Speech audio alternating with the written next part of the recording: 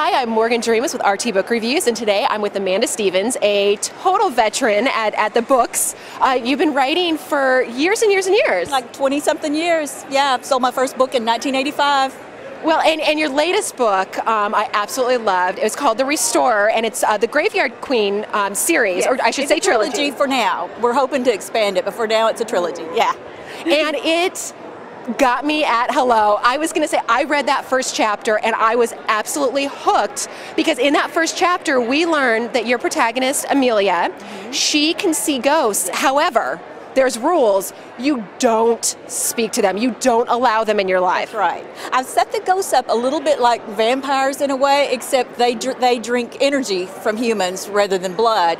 And I wanted to do something paranormal, but I didn't want to do something that had been done a lot. So I came up with these ghosts, and I didn't want like the Ghost Whisperer or anything like that. I wanted something different. I tried to come up with something that was my own take on ghosts. And then the way it all came about was I wanted a protagonist that had an unusual job. I'd been reading about, I'd read a lot of Charlene Harris, and I thought, I want something like that. Naturally, you know, I want my own True Blood. So I Googled unusual jobs, cemetery restorer popped up, and I'm like, holy, I mean, how has that not been done before? That's so perfect for me. You know, I like to write all that dark, gothic-y stuff, and I'm like, that is the perfect job.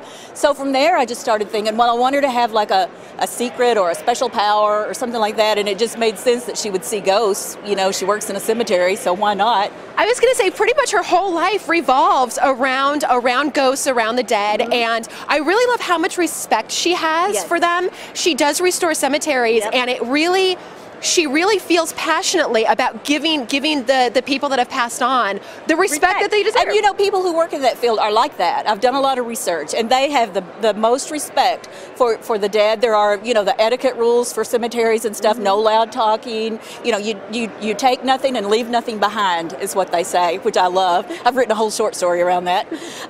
So yeah, they do have the greatest respect, and I wanted her to have that too, because that's part of her personality, I think, and I think that her dad, being a caretaker, he would have ingrained that in her, and like you said, it's just her whole life. That's what she knows, you know. Exactly, and I really like the tone that you set for the series is phenomenal, because it does have this southern gothic. It's a quiet book. There's not a whole lot of characters, and the characters that you do have, they're very introspective. They're not necessarily really outgoing, but it really adds to that air of kind of dark, and it's a little creepy, but in a great way. Yeah, well, the way I saw it was a real sort of dreamy, visual, atmospheric story. And like there's a murder mystery in it, but I didn't want to get real graphic with that, because I felt like that would take away from that sort of ethereal quality that I was going for. So yeah, I had that all in mind when I started out. It just came to me sort of like that dreamy feel to it, you know.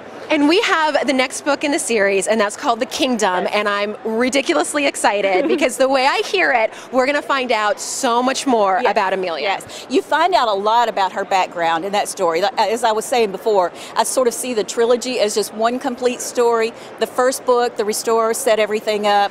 The second, The Kingdom, is Amelia's story, and the third, The Prophet, will be Devlin, the hero's story.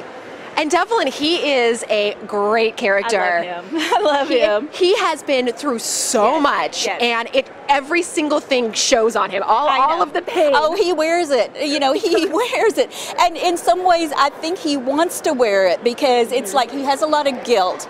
And that's sort of his way of dealing with it, I think. It's once that pain and once that guilt is gone, his memory, he feels like his memories will be gone too. So he clings to that pain, because that's all he has left, you know, or that's what he thinks anyway. Exactly, and so he is followed by some ghosts that he refuses to let go of. Let them go, and they won't let him go. It's sort of a double whammy for him there. And so Amelia, she's at a little bit of disadvantage, because they really do have something special, but because of the past, they're having a hard time coming together. Yes, and you know, because of her father's rules, she's not supposed to associate with anybody who is haunted, because those ghosts could come to her then. So she's leery about getting involved, and so she should be, as we find out, you know, to dire consequences. So, yeah. Yeah, it's a whole doom love thing. That's what I was going for. I didn't want it like to be a misunderstanding or even like I really wanted sort of that whole doomed love where it was impossible for them to be together. Of course they'll have to be together at some point because it is a romance, but it's going to be a struggle for sure. Well, everybody that's interested in checking it out, The Restorer is out now, The Kingdom to Come, and I absolutely recommend this one. It is gothic and creepy, yet you fall in love with the characters and you can't wait for the next one. Thank you. I really appreciate it. It's a fun series to write. It's right up my alley. I mean, if I couldn't have picked anything that fits me more to do this, so I'm so happy.